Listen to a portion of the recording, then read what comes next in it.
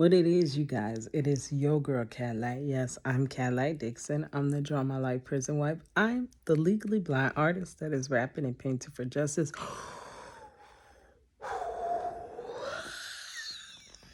Hoping to see justice before it all fades to black. Yes, it's your girl, Cadillac. Anyways, I am coming through today. Dang, I don't even know what day it is. I know that it is Friday morning in the wee hours. It's almost 4 a.m. to be exact on Friday morning. Today, well, yesterday was a really long day. I worked a full day at work at a theme park during spring break. So we jam packed. Everybody and their mama came in to eat at our restaurant.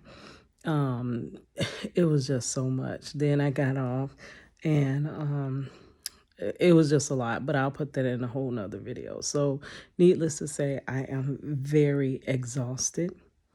But I stayed up because we just got finished taking care of business.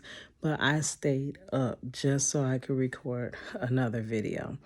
I don't have the notes that I left off from yesterday's video. I tried that through live to see how that works, but I noticed that it got less views, so I'm back to recording. We don't know. I'm just gonna play around with it, and I guess it's gonna go wherever it goes.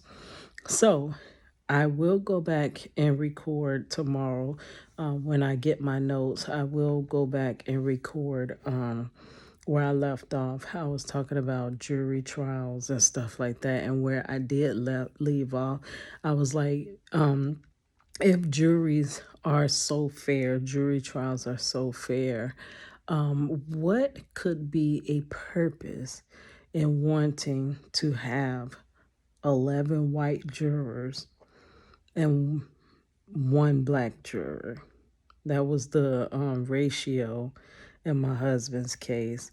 Y'all know I'm covering the case of Corey Miller, and he's maintaining his innocence and has from day one. So I said, let's just hear him out. I didn't really know much about his case, so I've been dedicating these last couple of weeks to learning his case and trying to figure out why, why he and several, of his loved ones are claiming he's innocent. And I say, let's hear him out because I want someone to hear me out about my husband's story of being wrongfully convicted and excessively sentenced. So juries are a part. So I'm touching on different factors that lead to wrongful convictions. I believe most wrongful convictions are purposeful. They wrongfully convict you on purpose. Yes. That's my belief. Because if they didn't want to prosecute the wrong people, they would actually take different actions. It wouldn't play out the way that it does play out. Okay. So I left off with that video saying, so why would there be 11 white jurors and one black juror? It really was 12 white jurors because the alternative juror was also white. So and I was saying that in my community, it's a mixed pot. So why would you make the jury up of basically the same persona, the same person, just in different bodies? And that's because they want to manipulate the outcome. They want to determine what verdict would come about. A true jury would be like a lottery where there's just random people picked, and I'm sure it wouldn't be 12 of the same type of people or 11 of the same type of people. So I will continue that one when I do have those notes in front of me. So today I have What is considered taking a conviction at face value? So I believe you shouldn't take convictions at face value. I gotta actually finish expanding upon this because this is actually a good topic that I came up with while I was bored at work, girl. Y'all think that Tiger, the first one that came up with a bored song? Girl, no. Way before Tiger, I made a song called Bored Out of My Mind. Yes. I said I'm bored out of my mind. I got nothing to do. I gotta waste a lot of time. It's 7:30 before I get off. Time don't even move when I'm looking at the clock.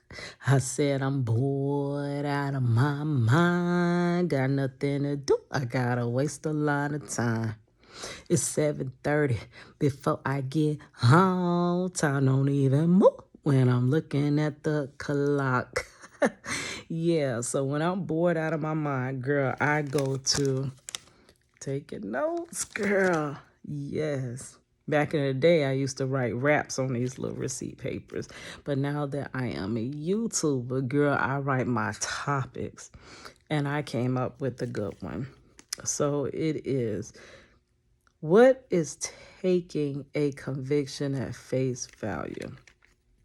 Okay, it's assuming that everyone in prison is in fact guilty of their crime, knowing the amount of corruption, favor for favor, willing and dealing, and alliancing that takes place behind the scenes of the system to obtain a conviction, and knowing that many cases are tainted and tampered with by by those that arrest and investigate the crime. So another analogy, right, that I was thinking about these basically wrongful convictions on purpose, right? Okay, I work at a restaurant and many patrons come in with many different dietary issues and allergies. When an allergy comes in, we take special care as to not harm the guests. So that's when basically when a crime happens and charges come in, they're taking special care not to wrongfully convict, right? Okay.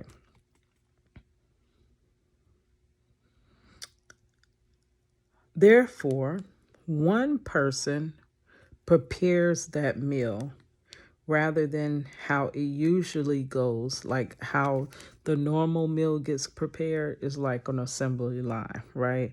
But when it's an allergy, you want less people to touch it because the more people touch it, the more it can be tainted. Okay, so I go on to say, usually goes from person to person down a line. And the more people that touch the food, the more chance the food gets contaminated. And cases get contaminated all the time with the many hands that put hands on a case, right? That's the same assembly line of a case. A crime or alleged crime happens, and then after the alleged crime happens, so the crime or alleged crime is documented by officers. So my husband's case was automatically tainted by the officers. The arresting officer that wrote the whole report against my husband, Marcello Jackson, he falsified documents. Y'all already know that when the money didn't line up, that he gave the sworn affidavits back to the two alleging my husband robbed them of $60, and told them to amend it so that it could say, if they wrote 80 and the officer told them to amend it so that 60 would line up, so that it would look as though, yes, Marcello did rob them of the $60. They crossed out the 80 that they initially wrote and put a smiley face and initialed it.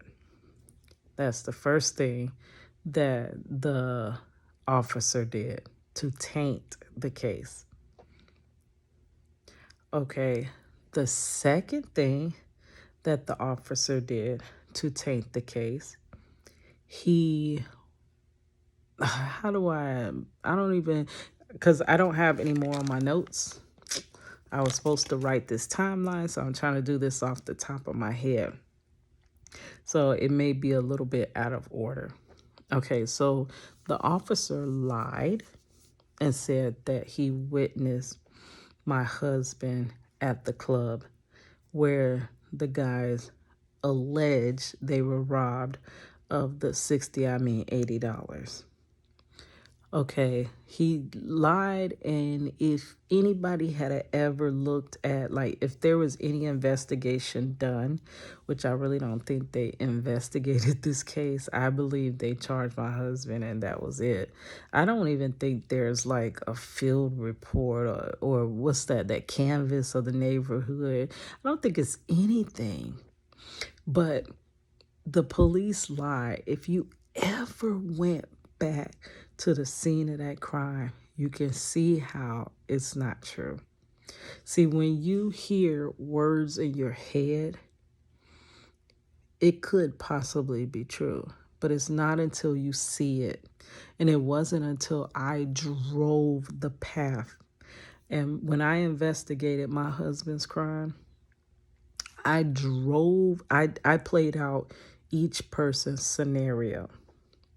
I played out the victim / witnesses scenario of the night in question. I took the roads that they claimed that was taken.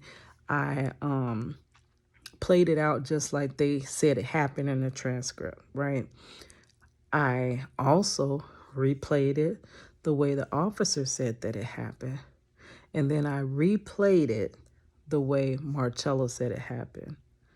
When you look at the roles, the only story that makes sense is Marcello's. The officer's story makes no sense because the street that is cross streets. Okay, so they said Marcello robbed somebody in the parking lot at a club of $60 on a street going horizontal.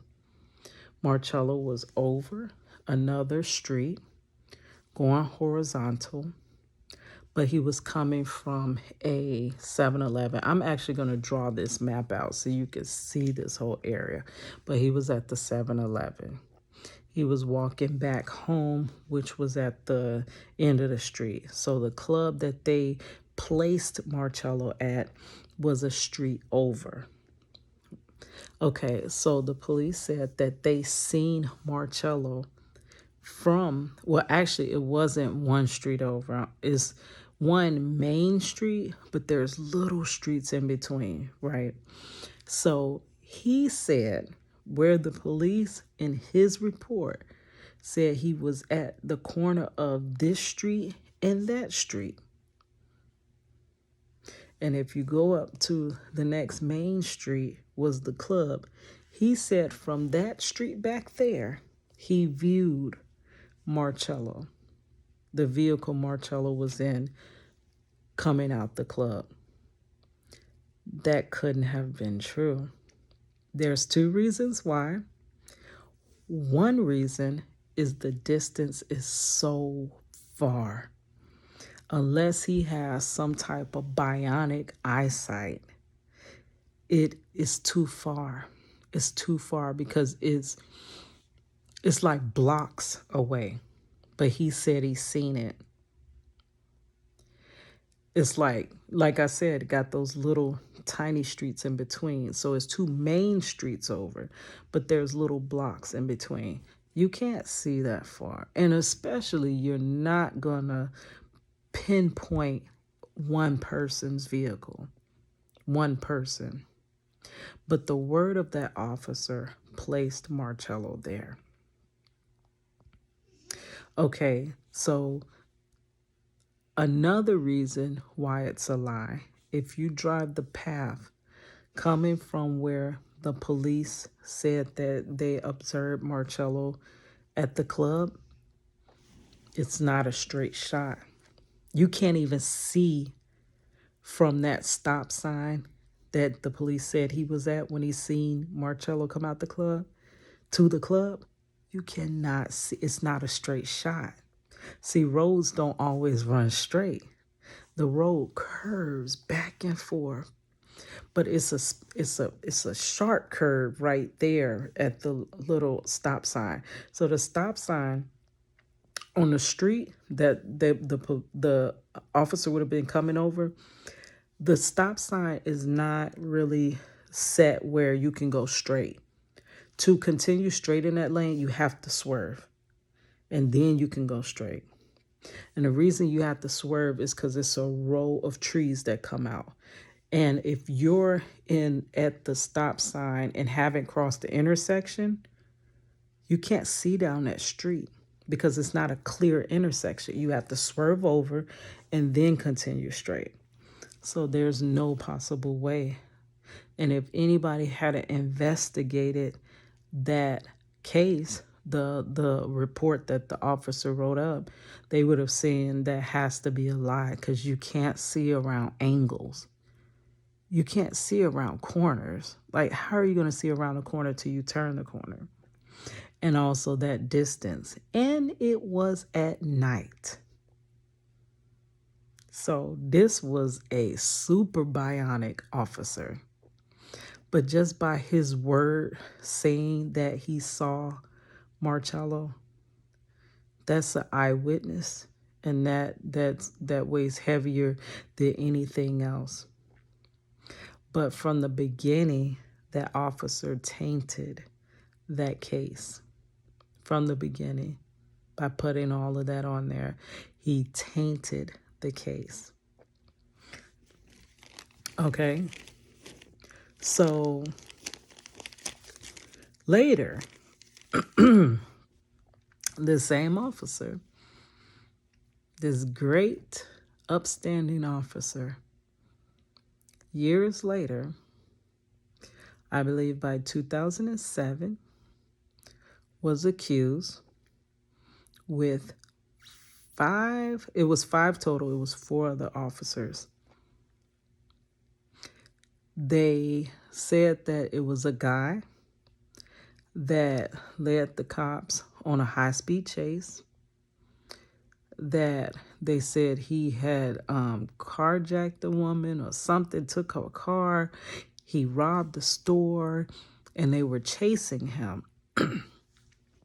And they powed, and he was down on the ground. They said he was able to lift, even though he was on the ground, he was able to lift his arm back up and continue to firing at them. And they said he lifted his arm up and fired, and they fired 50 shots, hitting him 50 times. And when they were asked, he was on the ground, you didn't have to fire anymore. Like, what was the cause for the over-outing him? And just like in my husband's case, the 3 cops in my husband Marcello Jackson's case had totally different stories. It was completely, in the article, that same cop with 4 other officers, when they questioned, why did you out this man like this if y'all had him on the ground? They said that their testimonies were completely disharmonious. Well, baby, it's the same thing in Marcello Jackson's case, completely disharmonious. That means that same officer that has now they had a civil rights attorney basically fight the case of the guy that was over outed. And they was like, they didn't have to do that. There's no way that was necessary because he was already on the ground. And it makes me think, by them padding all these charges on Marcello, did they really actually pad them charges on that guy? Who knows? Because people usually follow patterns. If he did that then, what would make it that he wouldn't do it later? You know what I'm saying? And from the beginning, he was already changing. He changed the scene of the, you know how in the police report it says what road the car was traveling that allegedly Marcello was the suspect that he seen come out the club. He changed the scene of the crime. The car was not on that street. It was on a whole different street. It was on that street going this way, horizontal. The cop changed it to be the street going this way. So it ties Marcello to that club he claims he spotted him at. How do you change the scene of the crime, the alleged crime? You change, well, you force the victim/witnesses to change their written statements, sworn affidavits, and then you're later accused of over-outing somebody. Unnecessary force. Just on that alone, there was a lot of tainting done to Marcello's case. But it didn't stop with just the officers. So once the officers put their hands on a case, it goes on to the DA. It goes on to the folks in the courthouse. And they continue. So this one's getting kind of long, so I might have to expand upon this. But I'm just saying, like, you can't just blindly just think that everybody, how could you believe that everybody in prison is guilty? That would make 100% perfect. That would mean there was no human error. Because like I said, a actual real wrongful conviction is completely based upon human error. It is the human doing everything the way that they, properly should do it. But because we're not perfect, still some slight mistakes happen. And that's how it should be. But they have a lot of wrongful convictions that are happening because of the tainting of cases. So it starts with the officer. Most wrongful convictions start with wrongful arrest. It starts with the officer. And it goes further, goes to the court. Then they tamper with it right there. Then it goes to the jury. They can tamper with that right there. Like the video I was telling y'all yesterday, where there were people in Corey Miller's case saying that they did not believe, that sat on the jury that said that they did not believe that he committed the crime. But they were basically forced into giving a guilty verdict.